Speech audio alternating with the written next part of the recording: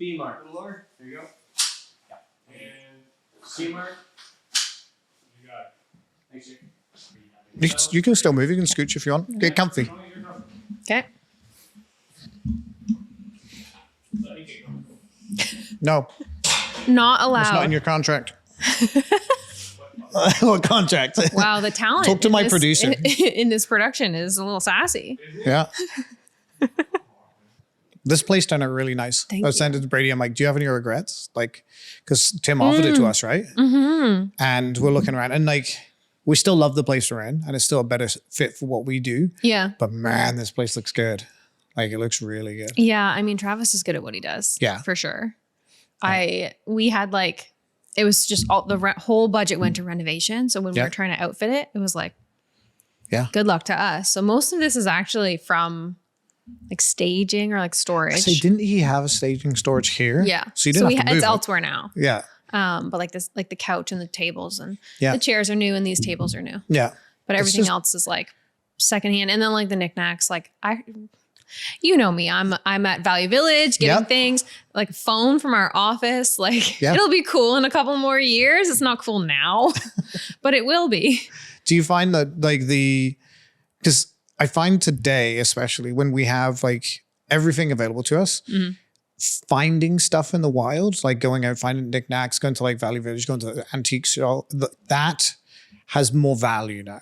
Yeah. And you get like more unique things. I don't want the space to look like every other person's house, right? People are booking this and booking it for a reason. And it's a unique space. Yeah. So to try to find unique things, Tim keeps everything. So it was like nice to like pull from different things like books and stuff. And like some stuff I bought new, but like on sale. Like you go to Winter, like I found that steering wheel clock. Yeah. I knew Tim would love it on sale at Winners. And it's just like different. I don't think I've seen it before. Mm-hmm. And then, everything else, like, I think I'm good at picking out weird things. Yeah. And this place feels so cohesive though. Because often like when you're buying like secondhand or kind of like thrifting stuff, it doesn't go cohesive. And that's the one thing you do really well is like you have, because we met when you were styling and then you kind of evolved into who you are now. And throughout the years, you've kind of gone through like this styling. I don't even think I was doing my business like Sediment at that time. Sediment wasn't started. No. Yeah.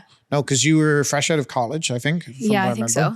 Right? Because you went to college or what was your background? I went to Seneca for merchandising and then worked in Toronto for like a year after like school. And then I moved home. Mm-hmm. So that wasn't like long after school. Yeah. I was like in Toronto for 3 years. Wow. Or so. Like my course was 2 years. Yeah. And then a year after. And then you spent a year working in Toronto?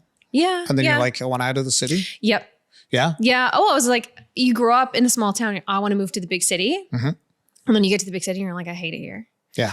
And miss the small town, miss your family, miss your friends. So ended up coming back because I did the exact same thing, weirdly enough. So I went from a small town, like my wife always jokes, she's like, oh, I'm from the countryside. And then she saw where I grew up and she's like, oh, you were from the countryside. Like there was nothing there. Like you could stand in the middle of a road for like 15 minutes and you wouldn't see a car. Yeah. Right? It was like dead out there. Right? And so it's like in the southern England. And then we moved to France. It was like the same kind of environment, just French instead. Right. So it's like, instead of being rainy and dreary, it was like sunny and beautiful and there's wine around and it was great. And that's kind of where my love of wine started, right? But during that time, I wanted so bad to get out of the small like village basically. It wasn't even a village. It was actually a hamlet. And I ended up moving for a brief period to Paris. And then in that time there, I was like... one of the biggest cities ever. Yeah. It's a wonderful place. Yeah. But this is where I realized I'm like, I love the idea of a city. Mm-hmm. I love to visit a city. Love to visit a city. Yeah. Yeah. And so I love the idea of being in a town. Like I can deal with that. I can deal with that. But I want to be able to spend 5 minutes on the road and be out in the middle of nowhere. Yeah. And that to me is like, but also have the conveniences close by. Yes. Yeah. Like we will always live in town or just outside because I feel the same way. I need like to go to the grocery store if you forget something or like with work, the way I work, like it's always like, this, that, and the other thing randomly last minute, dropping stuff off or picking stuff up. So it's nice to like be central even if like we're like further in the East End now, and you're still like 5 minutes, 10 minutes from everything. Yeah. Yeah. Do you find that because you've gone from the city to a small town, do you find that the mindset has changed? Like mine or people's? Yeah, for yours. I mean, like I was so young. Yeah. I think I was 22 when I came back, and I'm 30 now. So I feel like yeah. I'm starting to feel old. I was like, Yeah, I mean, I've changed a lot as a person. Yeah. I think even since college, and grown a lot. I was like very socially anxious and uncomfortable. I probably wouldn't be in the position I am now if I didn't like work in these jobs.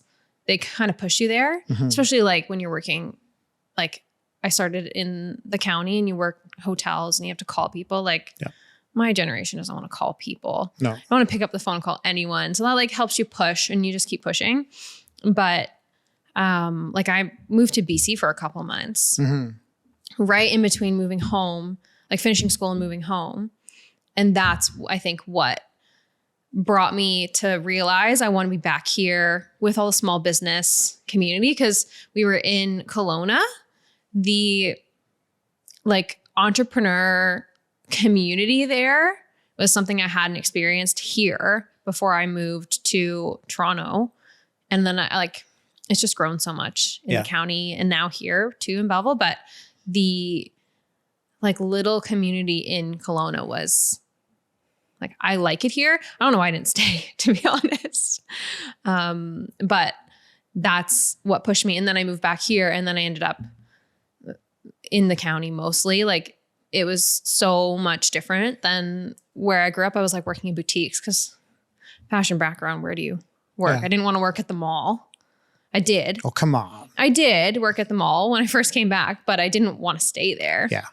And I hopped around boutiques and ended up in the hotel. But yeah. Which hotel? The Drake. The Drake. Why do Everyone all works. roads? Every single person has worked there. I know. Yeah.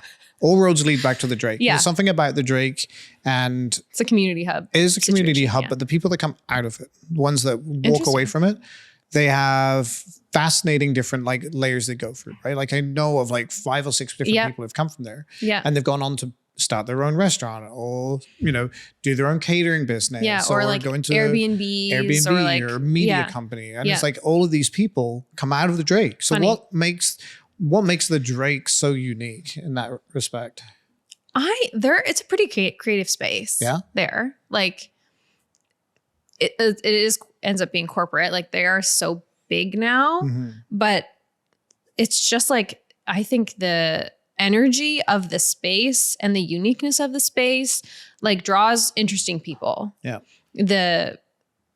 Even I worked a lot of the mornings, like, and I'm sure it was the same with the evenings. You go there, you have the entire space to yourself. It's like quiet. You can just sit, drink your coffee on Lake Ontario. Like there's something about that inspiration of like, I don't know. It's hard to describe. Even just like the layout of the building, because it's like so old, and like the patterned wallpaper. It's also different than like any other hotel you walk into. Okay. I don't know. That's how I feel about it. Yeah.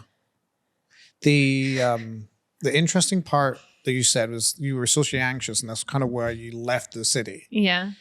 And now you do have a fairly presence on social media. See, but that's not, I think when you're, especially by yourself in front of a camera, it's very different. Because at that time when I was in Toronto, I was like daily vlogging. Yeah. Which is so different than like talking to a room of people. Yeah. Or like going out and talking to strangers. Because you're by yourself. And there is a vulnerability, I guess, if you're like putting yourself online. But again, like social media is curated. Everything's curated. You can put up what you want, put up what you don't want. If you were to give it a number of like a percentage of how much of your online life is curated versus how much isn't. Then or now? Now. And then we'll go back to then. Honestly, I put everything online. Yeah? Yeah, I think so. Like There's not much I don't. Like maybe my relationship, like I don't, but that's not my choice. Like Alex just doesn't want to be on camera, which is very fine. Like that's his choice. I chose this life. That's my choice. But I pretty much post, and like obviously I'm not posting if someone I'm with doesn't want me to. Like my siblings and his siblings now have children. I'm not putting them online if they don't want. So there's a little bit of that, but all of my like personal stuff. I like take pictures everywhere. Yeah. I don't take a lot of pictures that don't end up online somewhere. Do you so you just document your process? Is that what you're doing? I like it for me to look back on. I have a terrible memory. So when you're doing all these cool things, even for work now, like you get a lot of great opportunities, like you want to remember them. I like video because then you can watch it back and you can hear things that, make you feel a specific way that you felt when you're in that moment, like waves or like birds or whatever. And I just want to, I love food. So I want to remember what I've eaten and where, and like, oh, maybe I can like reiterate that somewhere else if I really loved that meal. So I started it more for me to document like what I'm doing than anyone else. I had you have like 4 followers in the beginning. If you're putting everything online, you probably are doing it for yourself in the beginning. Is it kind of like a visual scrapbook for you? Yeah. Yeah, probably. I used to scrapbook as a kid, so maybe that's exactly what it is. You just kind of evolved. Because I know that when I started doing photography is because I didn't have the patience to draw. Like I used to love drawing, and I, still whenever I pick up a pencil and start drawing, I'm like, man, I love doing this. Oh, that's so interesting. But I don't have the patience. So that's why photography for me was like, it was we went out and we shot and back in the film day. So I still had to develop the film and do all of that. But then you got the instant gratification of like, I made this. And then when digital came along, it just accelerated that. Right. And the same with video is that you get to see it really quickly. Like we can hit, stop and go and look on the back of the cameras and see how it looks and how it sounds. And you get excited. Yeah. It's just, And I think like the impatience of, and like, the ADHD part of me just wants, instant gratification. And so that's, I think that's what it is partially. Yeah. Because you love food. I love food. Yeah. Like, where does that come from? Were your parents good cooks? Nope. Tell me about that. Not at all. Well, like I love my mom, my dad, but it could have been me. Like I was a very picky eater as a kid. Like I only wanted chicken nuggets. There are lots of pictures of me at like Christmas dinners with chicken nuggets and fries on my plate. And I don't know when that switch happened, because even in Toronto, I wasn't like eating, like I was exposed to all the food and I wasn't eating all the food. I have one very specific memory when I like first met Alex's parents, and this is going to sound wild. They made sweet potatoes and regular potatoes and just put like rosemary and like thyme, like normal roasted potatoes. And I was like, this is the best thing I've ever eaten. That's so cool. And you were still picky back then? Kind of. Yeah. Like I was like eating more unique foods, but not like beef cheek that you eat in the county now. But that I think is my like first time where I was like, you know what, maybe I'll try. Because I hated sweet potatoes. I remember not liking sweet potatoes. And them serving that like for one of my first dinners with them, I'm not going to like, sorry, I don't like sweet potatoes. Like, that's rude. Yeah. So you just kind of like, and it's showing good face, right? Yeah. And you're like, wow, that's actually really good. Yeah. And my mom is like an insane unique eater now. She probably was back then, but I probably didn't see it because she wasn't doing it as much. There's like, I have 3 brothers. So the 4 of us were kind of hard to deal with, especially when it came to food. So we got like unseasoned chicken or whatever. Yeah. And it's also volume with like that many kids. Like we have 3 teenagers in our house right now. Tell me about it. It's so expensive, but like just the amount of proteins alone you have to cook for that many people is insane. It's pure insanity. Yeah. And there's something about that where maybe it was the 360 of like, well, now I want to try everything or want to like eat more fun things. And the exposure we have here now didn't exist when I was growing up here. Yeah. There wasn't all the unique restaurants that there is now, even in Belleville. Yeah, Belleville's growing, and it's like that's the one thing I'm seeing is like the culinary adventures are slowly getting closer. Like they're still in the county, but they're still getting some more locally, and it's like seeing that evolve, right? And like seeing all the new kind of like different restaurants and like fast food or not fast food, just like they're just like popping up everywhere right now. Yeah, so, which it's is really good. exciting to see Belleville like growing like that. Yeah, yeah. What's your favorite like? If you're gonna, what's your favorite kind of food that you like to eat currently? I'm like a Mexican food gal. Like anything Mexican. Okay. I just find it also like really healthy. Like you can put anything in a taco and you're happy about it. Yeah. It's like a healthy way of eating too. You get your vegetables, you get protein, your carbs, whatever. But it's easy to make at home. And it's really good when you get it out if it's really good. Yeah. So, but like, I mean, I kind of love everything now. Can't say that I would gravitate towards Mexican probably the most. And it's so like, especially when you're photographing it too, it can be some really pretty, because it's got Colorful. lots of layers. Yeah. And it's colorful. And you can just have some fun with that. Yeah. I haven't been to, I wonder if I should go maybe do some Mexican food. See how I feel about it. Yeah. Haven't, I don't think. Some fish tacos. Yeah.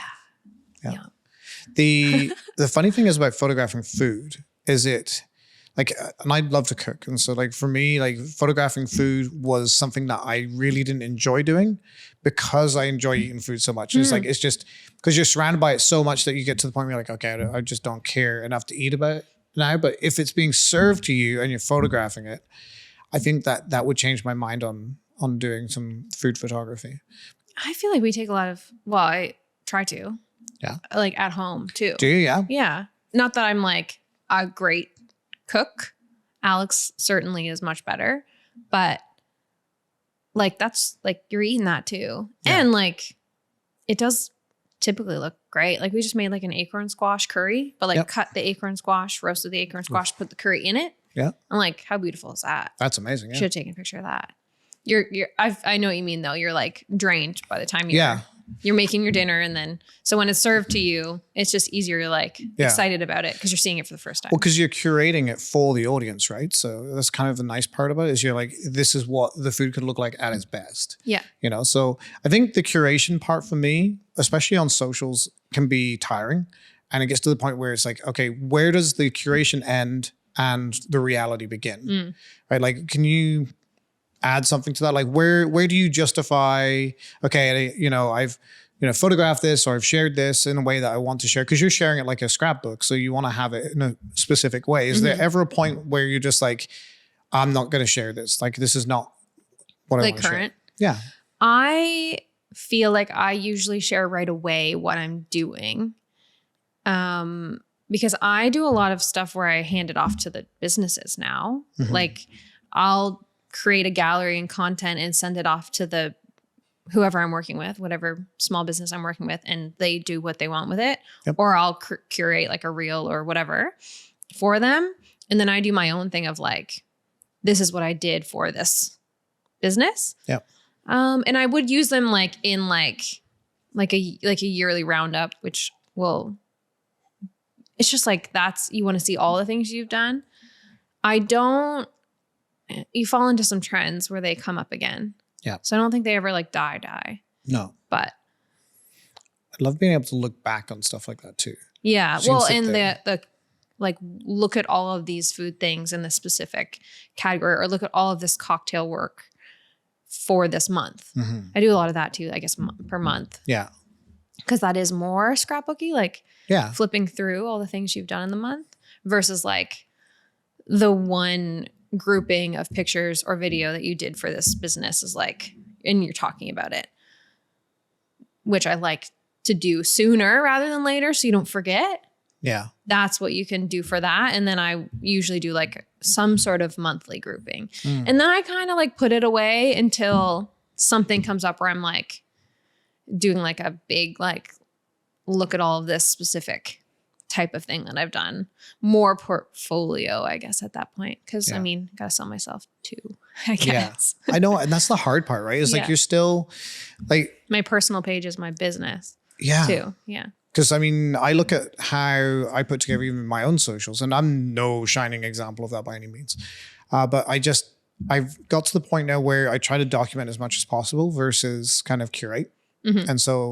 And then I also have tried to separate the two. So I've got like the personal page, which is just like my thoughts on the world.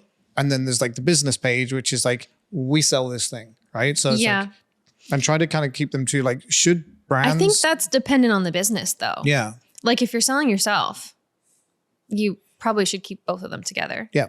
Like Sediment as an example, that's separate. Yeah. I sometimes overlap them to get a little bit of a push of like all of my people that are over here need to also be over here. But I mean, I'm selling physical product. Yeah. That is not something that I need to remember every single piece that I sell. Yeah. Why did you start Sediment, by the way? Yeah, I've always been like into secondhand. I've always been kind of conscious of finance, like without realizing, I guess. Like I don't want to spend this much money on this thing that I can get here for the same amount. And it's like basically brand new. And I was like very eco focused as a kid. I would take stuff out of the garbage that people put in the garbage in my house and put it in the recycling. Like, why is that? I don't know. Like no one in my family's like that at all. And none of like my friends specifically that I can remember are like that. So and I've been doing it forever. Like my mom has told me I did it as a kid. So, and then like you start to like, I was very into fast fashion as a young gal is. Yep. And you slowly accumulate a lot of things. You end up selling them, getting rid of them. And I was like Facebook marketplacing a lot at that time in my life. And the switch somehow happened when I was in college or like just ending high school where I was like, wow, this is like a lot of money sitting here, like in my closet that, I mean, why do I need all of these things? And they're going to just end up in a landfill probably. Because when you get older, you start to realize the world isn't all puppies and rainbows and sunshine. And you hear and see things on the news or you like read all the stuff about even Value Village. When you donate there, stuff ends up in landfills in other countries. So that was more, especially in that world in school, because I was buying stuff from like the Bay and returning it for school because we would do window displays and we would have to like have a specific thing that obviously college student doesn't have, like a fancy perfume. Like I'm not spending $200 on a perfume. So you would go and like buy these things from the like box stores and just go and return them after you're done with them. Yep. And there was some practices there like that I think really set me in the other direction. And then I had some time when I moved to the started working in the county in like the boutiques and stuff. They're like very quiet at certain times of the year. And everyone always encourages you to do what you want and what you love. So when I had free time there, I was dabbling in this type of business. And then I worked at City Revival, and Carolyn, who owns it, like her kind of business model is kind of where my brain went, was like, this is exactly what I've been trying to do. Yeah. And then at some point when COVID happened, I was in the part of the business where I was like selling my stuff, my family's stuff. If it wasn't Not nailed really down. like maybe doing a few like thrift flips. I would like go buy specific things that I knew would sell or sell for more than what I would find them for. And then COVID happened and you couldn't shop anywhere. And it was a weird, like, I kept seeing pictures of like Valley Village dumpsters overflowing, or not dumpsters, donation bins, bins. overflowing. Yep. And you weren't allowed to drop stuff off. You weren't allowed to leave your house. You weren't allowed to do any of that unless you had reason. So I just like family, friends, like started circling around of like picking stuff up from people. And I don't even know how long COVID was, a couple years. It just exploded from that. Yeah. And that was all donation. And then during that time, we don't really have any consignment stores here. And if we do, they don't accept like local, they're limited, or like they're very specific niche, like they're kids only or whatever. Yeah. So that was something I was getting feedback on from people. I was like, well, I have this thing, but I like really want to sell it myself or get some money for it. I was like, well, I can probably help with that. I've got this, following now, and, my sales are good. So maybe I'll try that. And then this consignment program was born from that. Yeah. I feel like you're so aware of the fact that we have finite resources and that using them to the best of your ability is really key. And I think that especially in today's like fiscal markets, especially, people are starting to look to the older ways of doing things, right? Like the reusing, the recycling, they're doing all those, just because financially everything is like super expensive, right? So do you feel that that's being more and more accepted now? Because it used to be where, you go out and buy the latest things, but now it's becoming more cool to be able to, source or find these things. I've never really cared about that. I've never, you find your people. All the people that I surrounded myself with were like always like cool about that. I was the kid in school that like wore what they want, said what they want, did what they want. Maybe that's why like I didn't have the best, like, cause I didn't fit in with those. Like I wasn't wearing like Ugg boots and Lululemons. Like I was wearing like leopard printed pants to school. So I have always tried to like do those things. And then those people gravitate towards you. And it's crazy how many people have been there the whole time. There's lots of people who do a similar thing online now. But I don't like necessarily focus on that vintage aspect either. I love it. It's very interesting and cool and fun and unique. And I love that people can have a unique like style from that. But we're getting to the point where we have just so much that's available and like that's made already. The goal is just not have that go to trash and to have it find life somewhere else.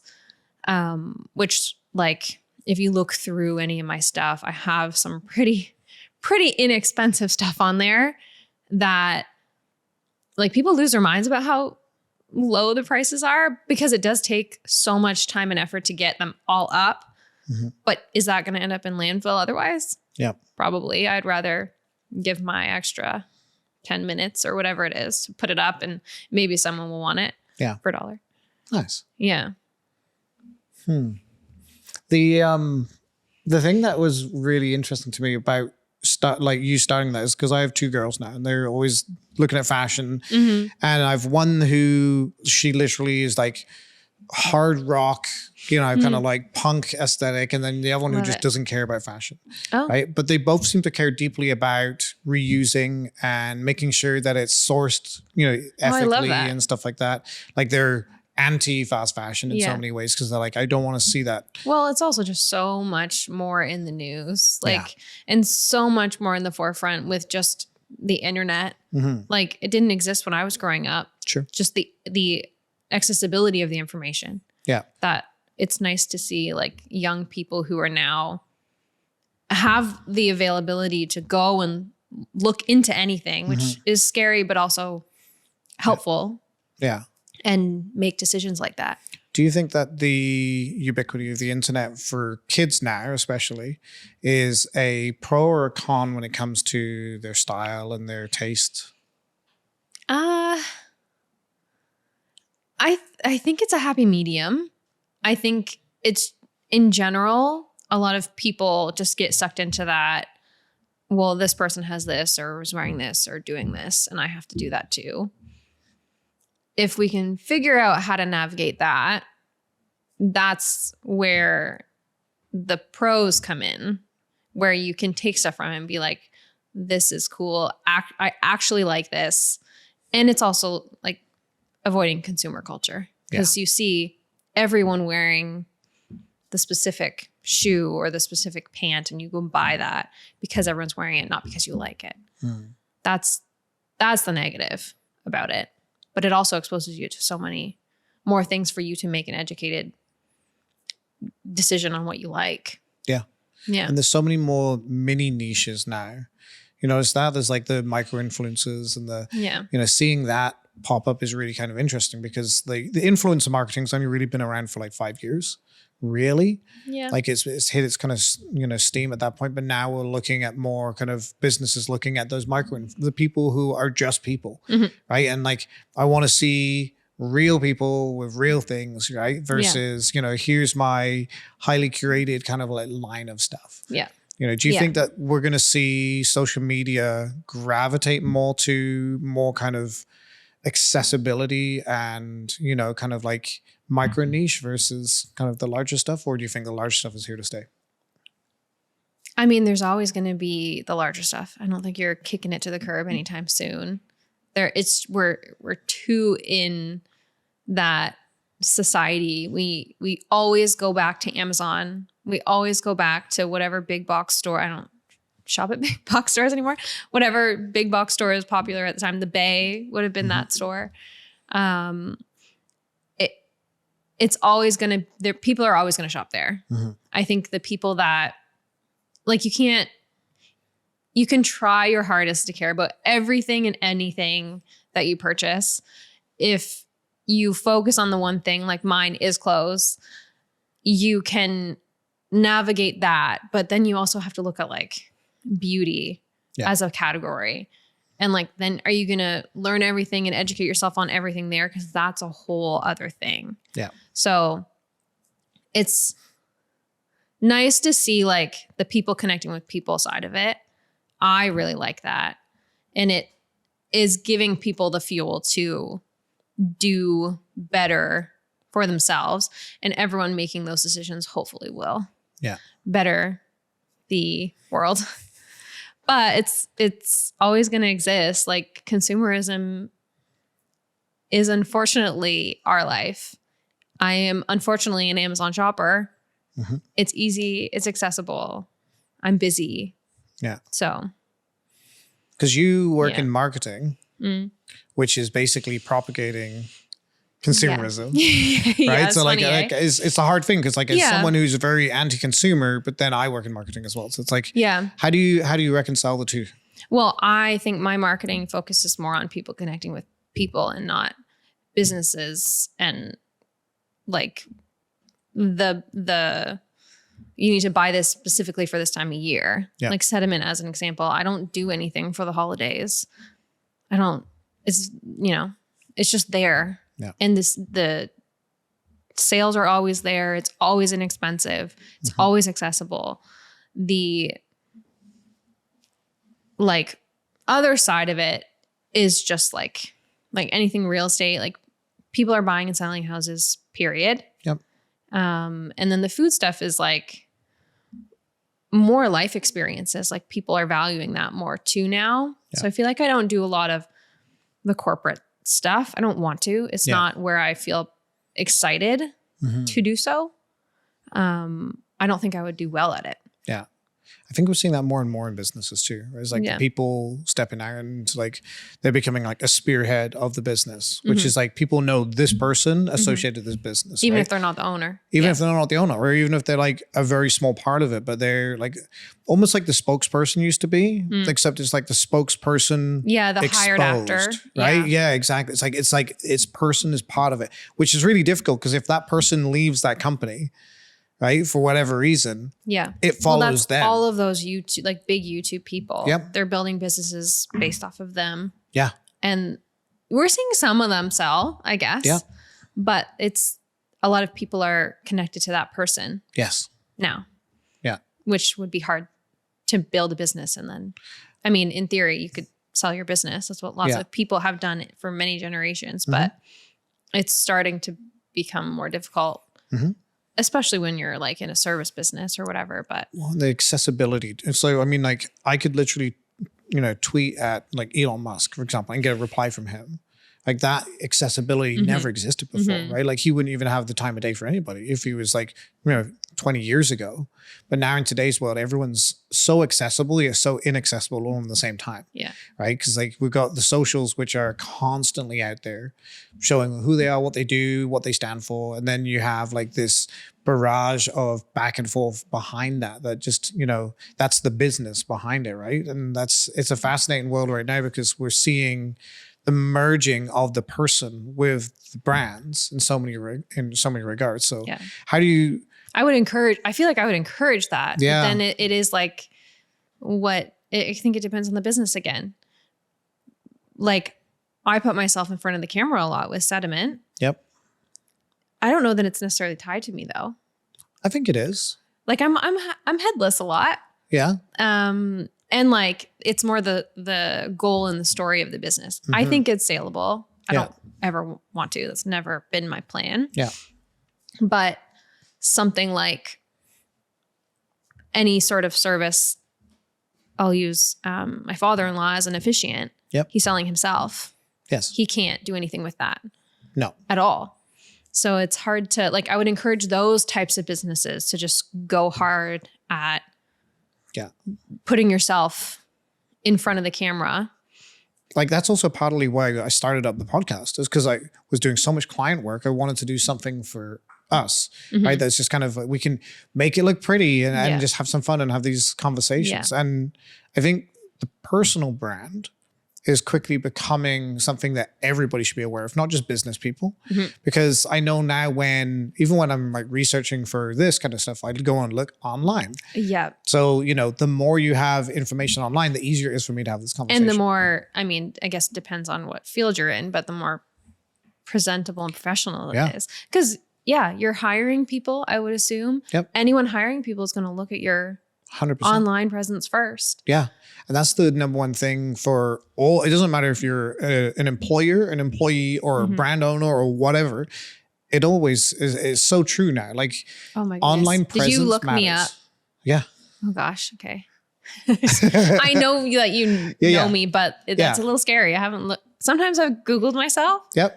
And the stuff that comes up is a little bit weird. Well, it's kind of like old. Yeah, there's some old stuff there. Yeah, I was more focused on like the more recent, like what you've been up to recently. Because the last time we talked was like 2 years ago. Like we actually sat down and had a conversation. Yeah. And it was literally, like an actual conversation. We've chatted in between there, but not really, more work related. Yeah. Yeah. It's more like, hey, what's going on? We're doing this. Yeah. This is it's kind of a neat world that we live in because I think that online presence has everything to do with authenticity, and authenticity is exactly how you want to show up. Right. So it's not necessarily, it's the curated version of you. Right. And it's like people say, well, be authentic. It's like, no. Be authentic to the people you want to be authentic to. Right. And so you bring your, personality and all that. That's part of that. But authenticity is showing up day in, day out the same way. So people know like, Courtney shows up like this, right? Like Courtney loves her food. Courtney loves, clothing. She likes this. She likes that. And when you don't show up, your community is like, are you okay? Yeah, exactly. Like, what are you doing? Yeah. Panic a little bit. It's kind of a weird world we live in right now because there's like two lives that run in parallel, right? You got your online life and then you got your offline life. And the offline life fuels the online life, but the online doesn't necessarily fuel the offline. So what do you do to fuel that? Yeah. I just really like what I do. I truly like 90% of what I do is online. Other than me sitting on my laptop on my couch is probably the only thing that doesn't get seen. Like I don't hold back on anything really because I love it. And like it helps to love what you do. Sure. Probably, but I know everyone doesn't have that luxury. If I was turning everything off, I would still be cooking and eating and going out and doing this thing. I've really started to, I'm like a homebody. I love to be at home a lot. Mm-hmm.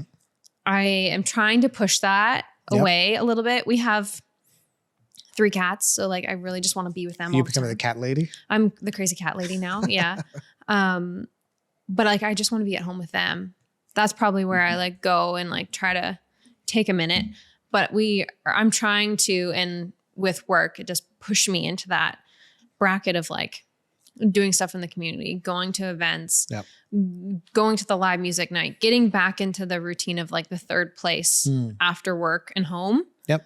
Because it's important for your mental health and for so much energy. And I'm 15 years ahead of you. So I find that like preserving the energy for your life outside of work is becoming more and more difficult to do. Yeah. Well, and everything becomes work for me. Yeah. Like I can go and sit at Myers Creek and have a beer and it becomes work. Yeah. So it's like, cause I'm sitting there I like that. And I know like even in these conversations, I'm sitting there going, oh, you know, I know that when I get out of this conversation, I'm going to have 5 things I need to deal with on my phone. Mm-hmm. Right. And so it's like, it just follows you everywhere. The do not disturb is a little stressful. Yeah, exactly. The do not disturb is I forgot it in the truck. Yeah. Which is a good thing probably. That's probably so it's good. like, I probably you know, it's like it's something that is really difficult. And I think for me, we start to curate a lifestyle outside that enables that regeneration. And so we just recently fixed up our fireplace, which sounds like very benign, but it's like we now have a fire in the house. So it's like we start the fire, everyone congregates around, everyone's just chilling. And like that lifestyle that we built there is what regenerates us. And I think when I see you with your food, like food is regenerative. It's also community, right? You get to connect with people. Yeah, I guess that's probably some of the stuff that doesn't get seen is like you're going out, but you're going out with all these friends or family. There's a little bit of that. I would probably put my fireplace renovation online. Yeah. Right. I would. It's so good. It's like just building the lifestyle outside of work. Mm-hmm. And Trish and I have a saying, which is like, let's build a world in which we don't need to take a vacation from.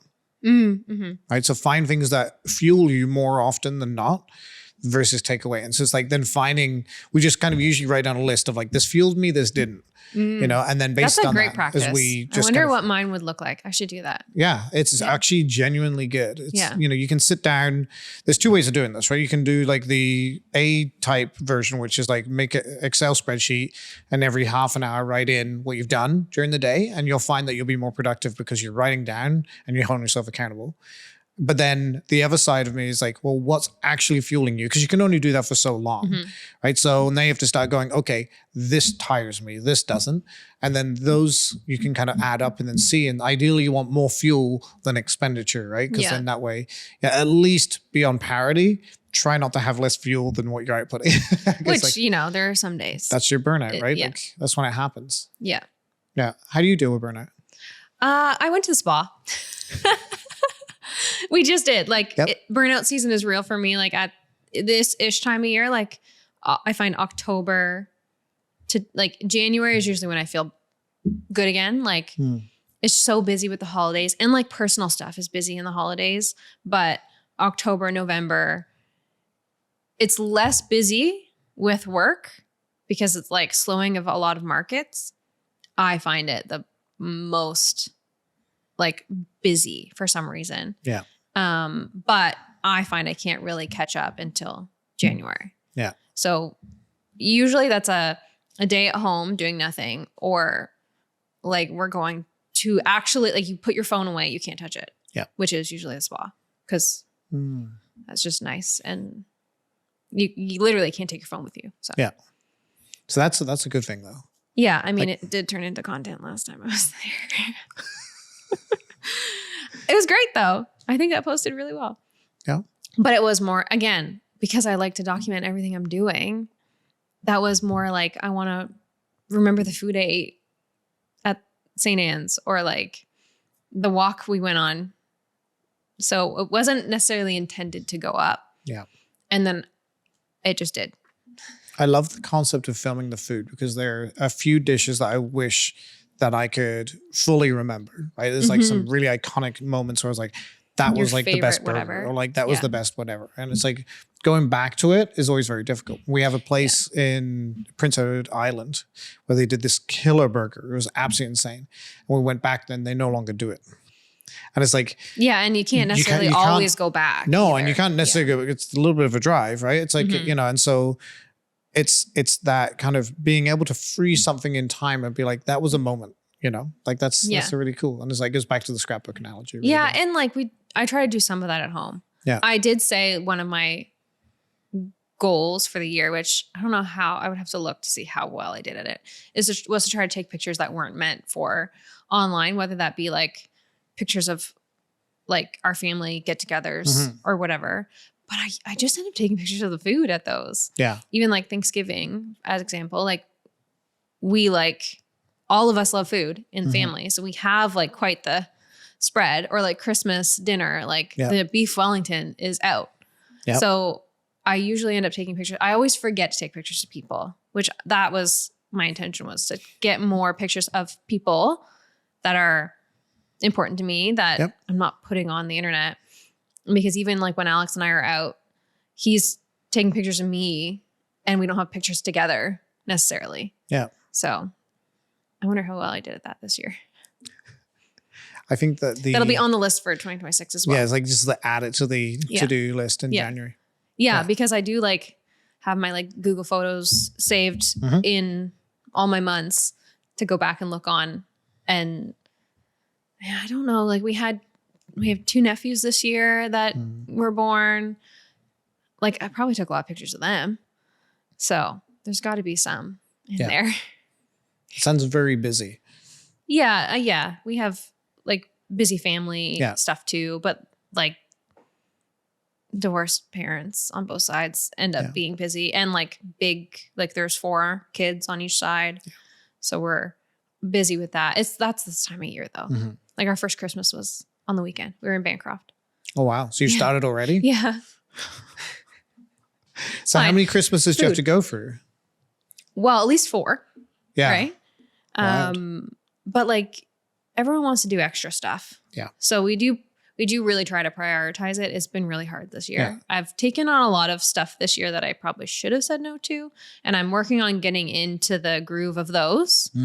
Now you're talking work-wise or personally? Work. Yeah. Like I've taken on 2 new clients that I'm starting to get into the flow of, but it takes a while to get there.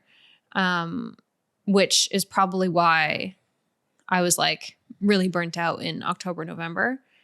And now into the holidays, you're like really trying to prioritize family, but you're like, crap, I have to like get work done. And like when you're doing content work for me, all the lights are beautiful and, you know, expensive. So I don't necessarily have like a studio space.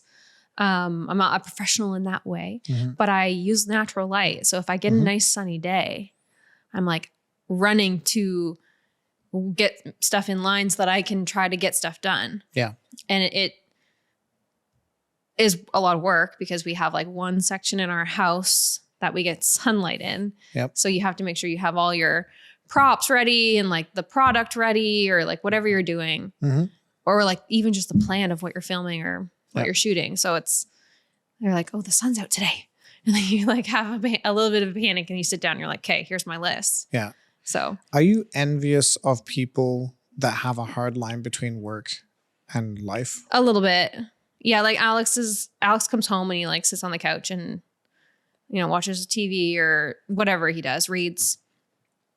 And sometimes I look at him like, I wish I could turn that off, because you have to like do your housework and stuff too at some point.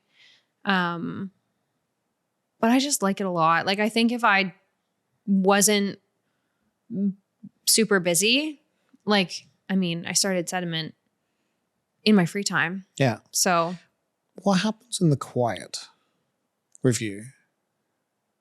I don't really get a lot of quiet. If you had quiet, let's say the internet's down. Oh, okay. Your phone's dead. Okay. You've got what happens in the quiet? You can't do anything. I mean, we all have data all the time. But let's say you don't. Okay. Yeah. Cats. Sitting with the cats in front of the fire at home. Is it difficult to sit in quiet? Yeah. It's a practice for sure. I don't do it enough. We actually did have a power outage kind of recently in the East End. It wasn't out for very long. Or like we put her around the house because we did just buy a house this year. We're like working on stuff, doing different things. Assuming the power is out, you wouldn't be able to do a lot, but like renoing and stuff. There's always something to do in home ownership, right? Yeah. Like that's the thing is like you sit down, you're like, oh, I got to fix that. I got to do this. I got to do paint laundry, this. got to clean, got to shovel. Yeah. Yeah. Gonna renovate the fireplace. Yeah. It's on Do you our have a list, too. fireplace? Yeah. So what have you got to renovate? Is it just the chimney or is it the? It's I don't think it has a chimney. It's like it's a gas fireplace. Oh, a gas fireplace. I think. Okay. Yeah. We haven't used it very much. We've used it once when the power was out. Yeah. We have two actually. So we have the wood fireplace, which we had to get like wet cert and all that, and that was the big deal because we wanted to have that kind of lifestyle of being able to like chill, right? And that's the one thing that I've noticed is like when I was talking about like are you jealous of the people that can just shut down? Is like I sat down, I think it was like 2 weekends ago when we got it up and running, and I was just sitting in front of the fire and I was reading a book and I sat down and I was like, I can't remember the last time you did that. I wasn't thinking about something to do with work. And that was scary to me because I'm like, well, how has this become so all encompassing, right? That I don't even have time to explore who I am. Yeah. Yeah. I guess there's like the vacationing and there's those types of things, but most of the exploring who I am happens when I'm working. I think. Do you think that's what why you got into it? Probably. Yeah. Yeah. Yeah. Like, I mean, you got to pay the bills. So you got to do the job that you need to do. But all the food stuff like was not, I mean, I went to school for fashion. That was not the plan at all. No. To do anything in food. And like, that's kind of where I'm at. Like with most of my stuff is focused on that. Yeah. So it was an interesting 360, which I mean, isn't that the goal in life is to do what you love? So sure, that's great. But yeah, I feel like it's a hard one.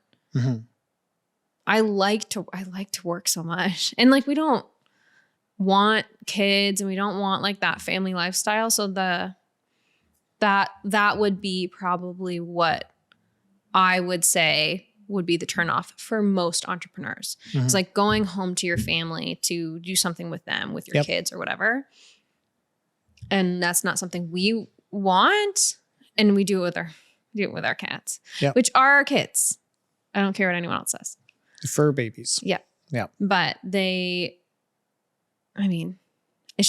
just end up sitting with them. They can't talk to you. No. So you end up on your phone or whatever. Yeah. For me, your ability to show up online authentically without fail, like you just show up online and you are who you are online. That to me is I really like to fascinating hear that. because like I know that's part of the 90% that we talked about. Yeah, absolutely. That's like the 90% of me, and I'm not afraid to like take the picture. And if you look goofy or if something like is off, are you scared you're going to overshare? I don't know what I would overshare about.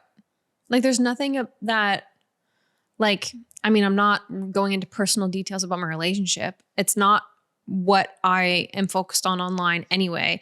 And it's not, I know that's a lot of people's like fear is like putting their relationship online too publicly most of the time. Yeah. But I mean, like, that's not where I show up anyway. And like, Alex does take pictures with me and they do go online. Yep. And I do make him do photo shoots. And it does get up there, but it's not like I'm like I do write about it in like the captions and stuff so that I can remember what's happening. Yeah. But it's never like, I find that we don't have a lot of, we have a good go. We're good going. So I think some of my older blogs remind me of how far I've kind of like, it kind of similar to your kind of like scrapbooking philosophy is like the old blogs I was going back through because I'm changing over the website right now and WordPress still has all the old blogs, which still get all the old spam comments and all that fun stuff. So interesting. And so one of them popped up and it caught my eye and I was like, and I actually ended up reading it and it was basically just post-COVID where I was calling out the prof that was because I went and learned how to do CGI in COVID, because like that's what you do, is you learn a new career, and that was what I did. That, yeah. Right. And so I had that, and the prof that had taught me there, I was kind of like, I just did like an open letter to him and called him a dick, because like he basically taught me how to be a better photographer from doing CGI, because I was able to see light in such a different way, because I managed to study like the technicalities behind it and all these, and just made me more kind of like aware of how light works and how it bounces. And like, cause this would be a certain bounce value that you'd have to apply in CGI when it just, this naturally bounces warm, you know, so we get like the light coming down, hits here, pops back up. That's normal, right? But in CGI, you had to define what this would bounce back as, and what color it bounced back as, and what colors around. And it just taught me to see light in such a different way. And I always thought I knew light really well going into it. And then when I really got into it, I was like, okay, now I know light really well. Now, you know, the impatience aside, that's what got me out of CGI. It was like, there's so much patience required there, because you've got to do it over and over again. And it takes forever, that I just like went back to photography, right? And so that for me was like understanding that. But seeing that conversation that I had with myself basically was really kind of eye-opening. I'm like, man, I've traveled so far from there since, right? Because now, like... But do you feel that's not an overshare? You didn't... No, but it's like just seeing back the conversation I had with myself in the blog post. And that was kind of... Because I never really go back and read my blog posts. Yeah. You know, but I've been doing that a little bit too, where you go back and like rewatch something. Like I think I just put something out about like, which is like very cliche, like social media thing. But like, I think it was 8 years ago, 10 years ago, my food content. Cause I was like doing a little bit of like fun stuff. I saw it's like how I was and how I am now. That one there. Wild. Yeah. And like, massive. I feel like that, like to try to do that more inspires you to kind of be like, wow, I am going in the right direction, or I am doing the right things, or whatever. And I am growing as a person. But yeah, I don't go back and do that enough. There's not a lot that I haven't seen anything so far that I'm like, wow, I shouldn't have put this up. Even at that point in my life, like that would have been, I don't even know how long ago, 10 years ago, that would have been, I was in a different relationship at the time, which was very chronically online. And that doesn't bug me. Like that was part of my life. That's helped me grow. That's who I am. So like, I don't think there's anything there that I'm like feeling that way about. It does. Well, because you put so much online, and like, is that scrapbook? Do you ever worry that there's so much online about you? It's become a increasingly more aware concern, for sure. Like, I don't post things right away because I don't want people to know where I am. I don't feel uncomfortable. Like I've never, I actually have had one instance, but I was like very young, and I wasn't online at all, where like someone's like tracked us down and stalking found us. But it's just something I've noticed, because we work with a lot of influencers in this Airbnbs, but I like to sit on it, because if you don't have time to like edit and do things properly, it looks more refined a little bit. So usually it's at least 24 hours. If I'm in a space, like if I'm somewhere at a hotel, like when we went to Montreal, I didn't put anything out until we got home from Montreal. Because it's just an easy... It's just like something that I'm sure if you have if you're someone who's like chronically online, a famous person or something, you have a big following, it would be a concern. It is a concern that you like, if you show the outside of your house, or like any sort, like like when you buy a house, people ask to have the photos or like floor plans taken down, because they don't want people to know all of the things about your house, which is fair. I've never felt an uncomfortable situation though. You use the term chronically online. Yeah. Have you not heard that before? No. Yeah, that's me. Extrapolate for me? I mean, I just enjoy it. Okay. It's because chronic is usually like an addiction, right? Like, well, yeah, I wouldn't say I'm addicted, but like that's where I've met so many of my friends. That's where like my career is now. enjoy the space that is social media, where a lot of people don't. A lot of people, it stresses them out. It makes them feel kind of like less than themselves. And that doesn't do any of that to me. And maybe it's like my world that I've like curated. But like I see all the famous people in their yachts and their big houses, and like I don't need that at all. And a lot of people, Alex included, is like, if you get $1 million, like what are you going to do with it first? Yeah. And I'm like, I don't know, like go to dinner. And he's like, well, don't you want like this car or this thing? And I'm like, no. So I think that's part of it, because I think people get really, it's like social media is a very scary place for a lot of people. I think the number one thing that I find is a detriment to social media is the fact that people sit there and compare themselves to others. Right? Yeah. And it's like I think it's Thomas Jefferson said, comparison is the thief of joy. Right. So by removing that comparison, so do you find yourself not ever, like, do you compare yourself to people online? Do you not like, because you seem to have a pretty healthy relationship with it. Yeah, I've never done that. And I don't know, I've had a lot of people ask me about it, and I don't know why, and I don't know what it is. I guess I feel confident in myself, but like maybe it's a confidence thing. Like, and like, I am happy. Like you have to like go back and like look at your happiness, because it's there. Like when you see your grandparents' generation and they compare themselves to their neighbors, like their happiness level is so different. They had their neighbors who had the same house or similar house and maybe a nicer car, and that's all they wanted. Or like the family, the kids, whatever. It's just like gone out the window now with looking at Jeff Bezos or like Elon Musk and like their lifestyles that are not realistic. No. And there's something there that feels wrong to me. I'm not really into like pop culture very much. That might be part of it, but I don't follow those things. If you were asking me something about the most relevant pop culture thing right now, I wouldn't know probably what you're talking about. And that might be part of it, because people are like very involved in like all of the biggest famous people's lives all the time. Kim K or whoever it is. I don't even know who it is. I feel like you consume less than you create. I consume a lot of like local, small stuff, which is like what I like, where I'm happy.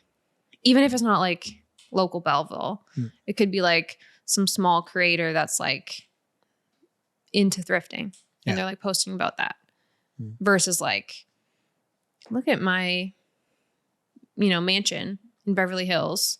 Like, oh God, I wish I lived in Beverly Hills. Yeah. Like I've never, obviously I want it to not be snowing. Yeah. I'm it's like summer baby. Yeah. I would love to have this time of year where I just take off and go to like Spain and then come back. Just live in Spain. In the spring. Yeah. And all of that. So it's your fun. That's funny. That was an excellent answer. Yeah. Oh, good. Thank you. I actually don't, like, I get asked that a lot. It's hard to, and how do you help people? What's the answer there? Yeah. Because I don't know how it's a problem. Like people like cannot, like there's so much mental health there from social media specifically. Yeah. Like most of my family members cannot be online. Alex cannot be online. It affects him. I don't know. I find for me, like if I start getting stressed, the first thing I remove is social media. Right. So like. But you know that. But I know that people don't do that. Yeah. Like I know that it's a mindset thing and I'm probably getting like defocused. Like I think focus is a superpower first off. If you have a focus on a specific thing, you can achieve anything, right? Like you just have to have that focus, and most people lack focus in general, right? And I would say focus and interest, if you can combine the two, just like you've got yourself a killer combo, right? Because you're now doing a thing you love and you're enjoying it, which is a double whammy. And so you're going to keep doing it because you're not going to get burnt out because you love it, right? And that burnout comes with everything, I think. But it does, yeah. So I think